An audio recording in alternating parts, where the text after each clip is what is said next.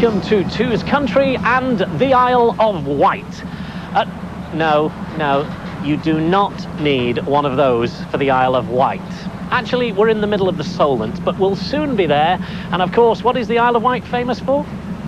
The world's premier yachting regatta. What are you doing?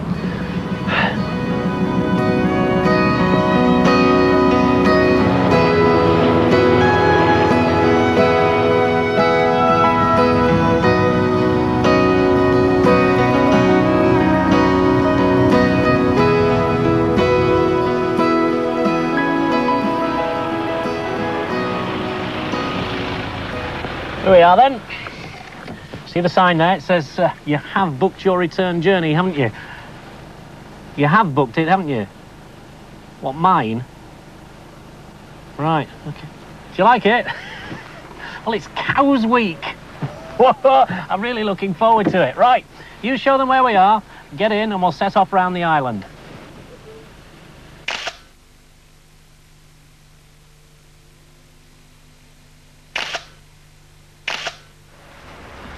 Henry VIII built a couple of forts here at West Cowes, and one of them now gives itself over to the Royal Yacht Squadron. And it's from here that the races during Cowes Week are started, using this lovely, lovely array of cannon from William IV's yacht Adelaide. And out there, a plethora where are the boats? Where are the boats? There should be absolutely... Never mind the cannon. Forget the cannon. Where are the boats? You've made a mess of it. I'm going to check on your stupid personal organiser thing. It was last week, wasn't it? We've missed it. Well, it's a good job that there's more to this island than just boats. What an absolute stupid mess of it.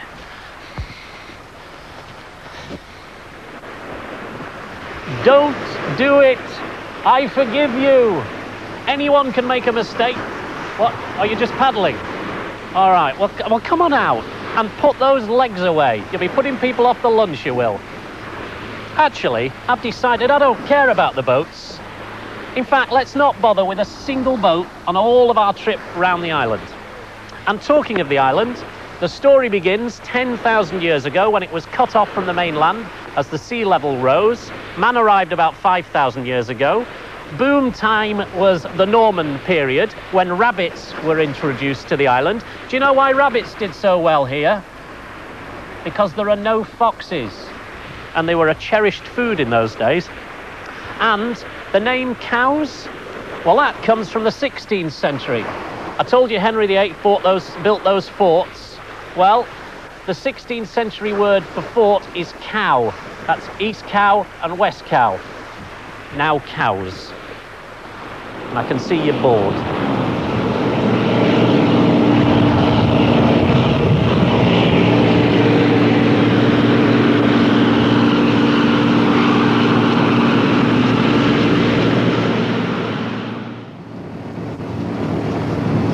Of course, another thing that the island is famous for is the hovercraft. It was invented on the island by Sir Christopher Cockerell using a hairdryer, blowing down onto some scales. He then got two coffee tins, one slightly larger than the other, blew in the top, and it hovered over the smaller one.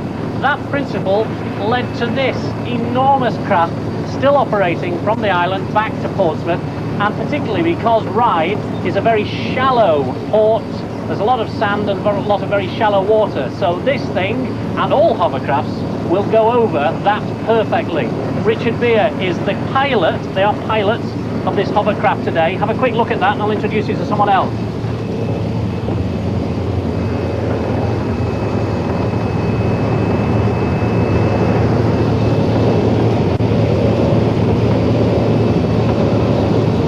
Now, sitting next to him is one of the first pilots for this company, which is Hover Travel, and one of the directors of the company, Tony Smith, who's just retired.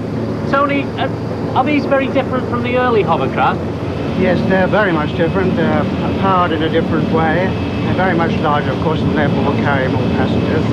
which is really the object of the exercise. The early hovercraft was very much smaller. It carried just 38 passengers, and it was powered by one engine. Admittedly, it was a gas turbine engine, so it had quite a lot of power. But the advance, principally, is to improve the carrying capacity of the hovercraft, which this vessel does very nicely.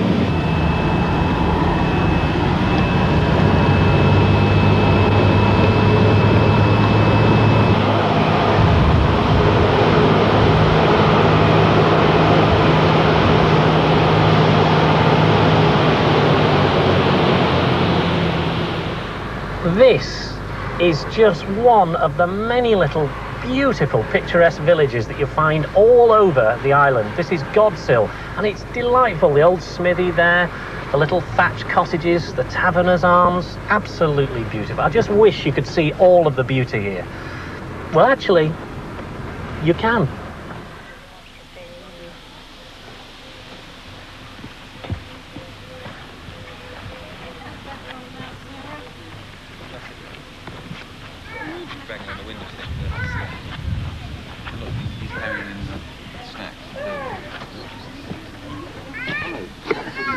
That's right.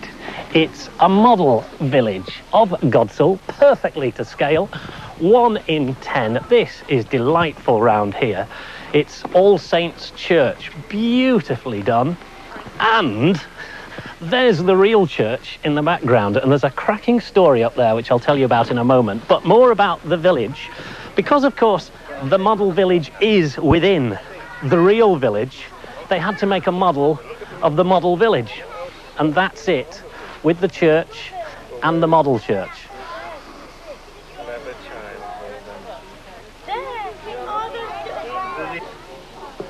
And this is the old Shanklin, originally done in 1951. These thatched roofs take tremendous attention and also cost a fortune.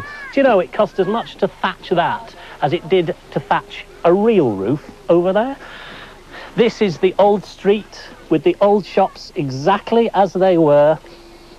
They're now all tourist shops and gift shops, but that's how it looked back then. You see, you don't need a helicopter. You can do it just like this, and it doesn't cost a penny. And this is All Saints real scale. There are 2 great stories about this church. One of them concerns a grave which is in the porch. Now, it's only 2 feet below the surface, the flagstones leading into the church. And the reason for that is the person who's buried there said, "Come the resurrection, I want to be able to get out fast." The other one is a local man who inherited some land, but there was a stipulation within the will that said he only got the land as long as he was above the earth. So, when he died, the family came up with a great wheeze, and that was to build a mausoleum so that he was still above the land and they still kept the land. Every heir after him has been buried in the same way, thus keeping the property in their name. They're not daft, these islanders, are they?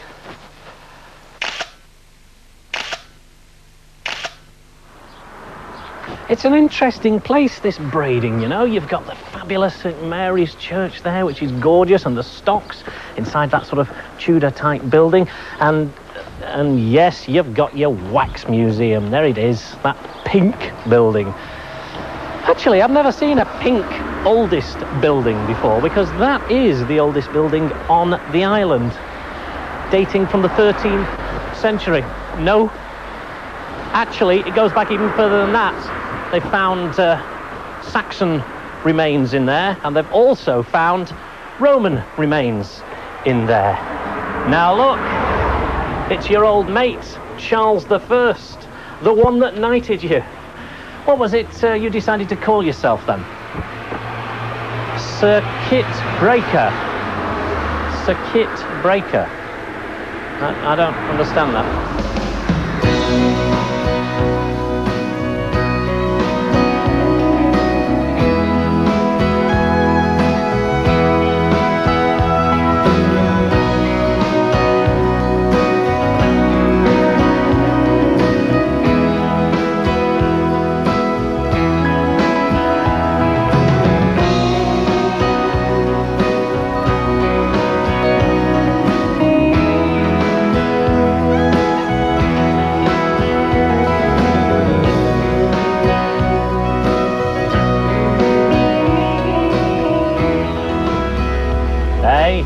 What about this? Got myself a Batmobile, or a Waxmobile to be more accurate. And I've also got a ticket to ride. Well, actually, a ticket to cows. That's in a moment. Did you enjoy your trip round the waxworks then? Good, good, good. And you met up again with old Charlie. Circuit breaker. I really don't understand that at all. Anyway, okay, take it away, Terry. Hit it.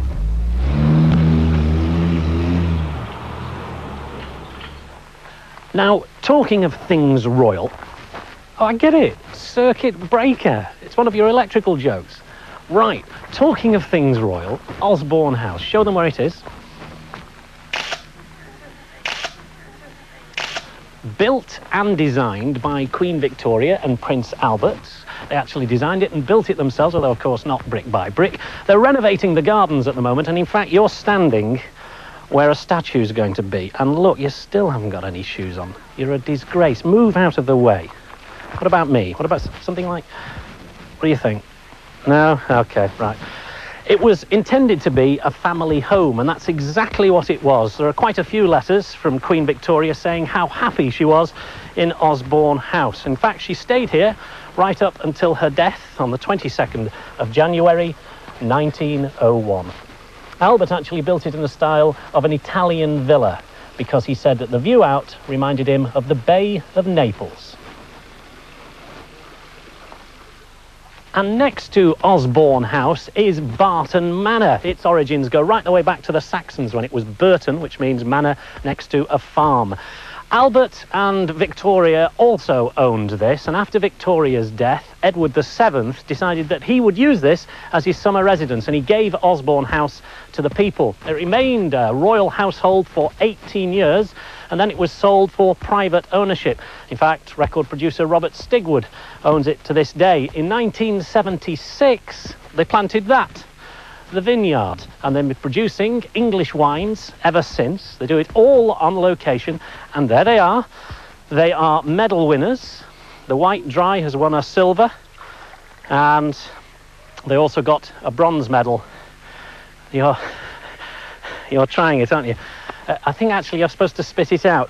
There's another lovely story about Money Coppice, which is here, and that was Eustace Mann, who owned the manor during Charles I's time, and he was worried and he hid his money in the coppice here, gold, buried it, and then when he came back to get it, when everything settled down with the royalists, it had been lost and has never been recovered to this day. Like I say, they make all of this on site, bottle it, crush it, and grow it. And I think if you drink any more, you'll be in serious trouble.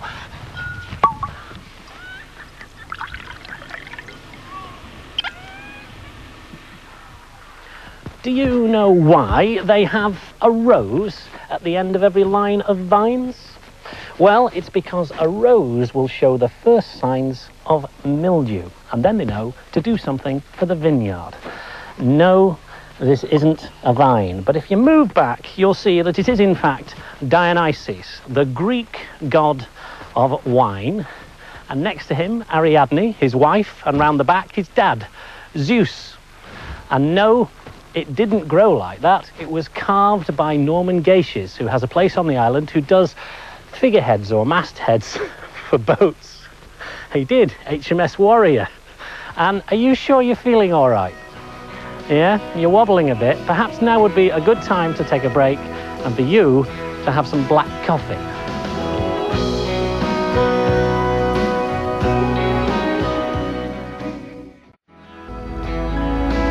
Wobbling a bit. Perhaps now would be a good time to take a break. Just a minute. How have you got it doing that?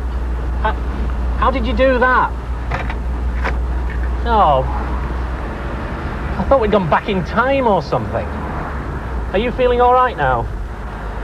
Hey, knocking all that wine back. You what? Oh, you spat it out like you're supposed to. Well, you had me fooled for a moment. Very funny. And next on the menu is Carisbrooke Castle, which is pretty impressive, and there's been something here since Saxon times, but it's one visitor that I want to tell you about today. He came along in 1647. He'd escaped from Hampton Court in London, and he was, of course, the man who knighted you, circuit breaker, your old mate, Charles I. He came here in November of that year and enjoyed some hunting. He was pretty much a free man. But gradually they took away his chaplains and then his servants, and he effectively became a prisoner of the castle. And that's where he tried to escape from. That window there, it used to be just one window, now it's 2 rows of 5. It had iron bars, and he said, well, because he could get his head through it, that he could get the rest of his body through it. Only when the night came for him to escape, he got stuck, and he couldn't get out, and he couldn't get back in. So that was one attempt over. The second attempt happened in a different room, which is now a ruin, further along here. And they took away some of the bars. They actually sawed some of the bars away. But when he looked down, he saw too many people there waiting to carry him away to freedom. It was a trap. And it's a good job he didn't go down, because he'd have been shot. He used to take morning exercise every morning up here on the battlements. A stroll along here. Oh, there's a soldier guarding it now. How do you do? And of course, eventually, later that year, because the change of the year didn't happen in those days until in the middle of March, he was taken to Whitehall and eventually, accused of treason by Oliver Cromwell, was beheaded. But this is the view, or more or less the view, he used to have each morning.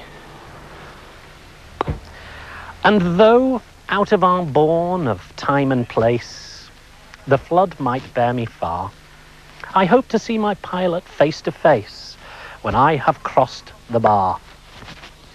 That's Tennyson, you know, Alfred Lord Tennyson, and he lived here in the 1850s. This was his home, Farringford. It's now the Farringford Hotel, and lots of famous people came to stay here. He used to invite them out to the island to enjoy its relaxing pleasures. And in fact, lots of artists came here. For example, just round the corner at Winterbourne, Charles Dickens stayed and actually wrote part of David Copperfield. You see, I know all these things. I understand these artists, unlike you, because you do not understand how to play croquet. Thank you. Now watch this.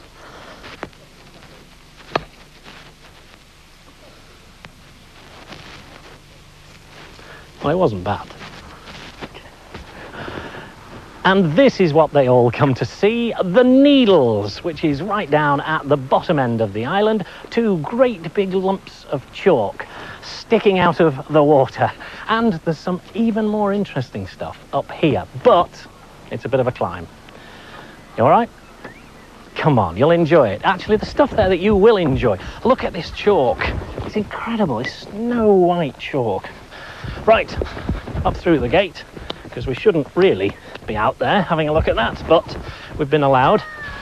This is Needles Battery up here, which was built in 1862, and it has a lot of the original equipment up here, including some of the cannon, although it actually stopped being a defensive battery quite some time ago, and for the First World War and then onwards they used it for signals and for observation. The Wrens were based in there, looking out to the sea. But here you are. Here's some of the original Victorian cannon, which were housed here. If I climb up, enormous rifle, muzzle-loaded cannon, which means they put all the gubbins in at the front end, basically. And can you imagine? They had 6 of these. Can you imagine when they went off? Yes, it would be something like that. Actually, it was so violent that when all 6 went off, bits of the island fell into the sea. So they changed their mind about it. And in fact, they took these beautiful cannon and they threw them over the edge down into the water. And it's only recently that they've been pulled back up and restored. This is interesting. Not that just it's a ring of metal, but that was where the first anti-aircraft gun was positioned in Britain.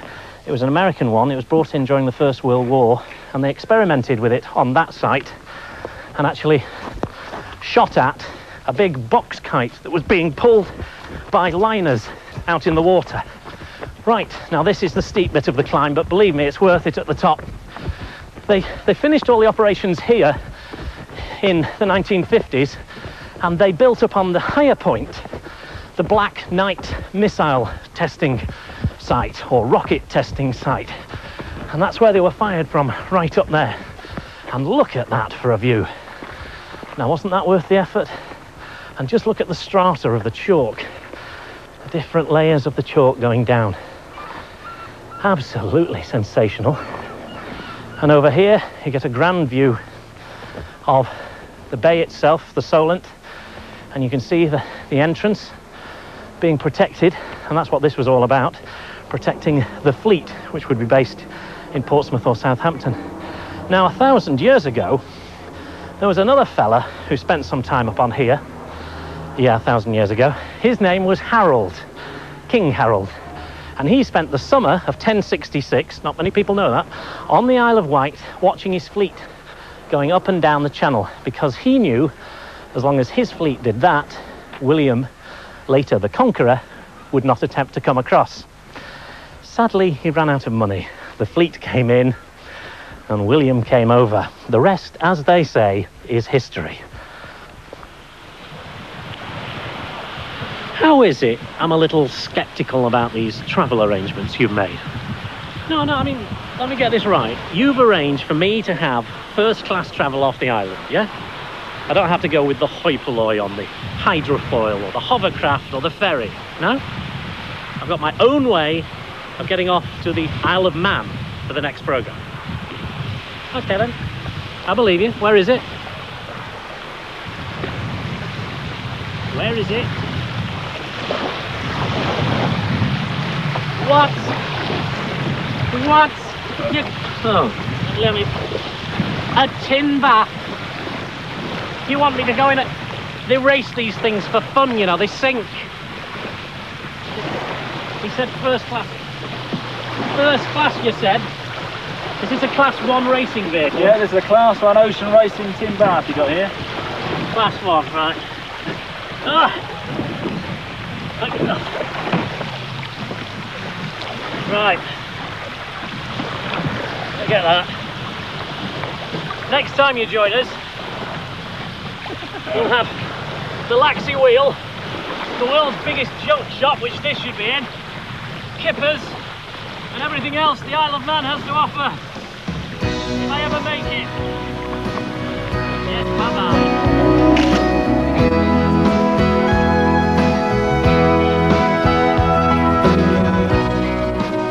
And Tim Grundy lands on the Isle of Man right after the break here on TLC.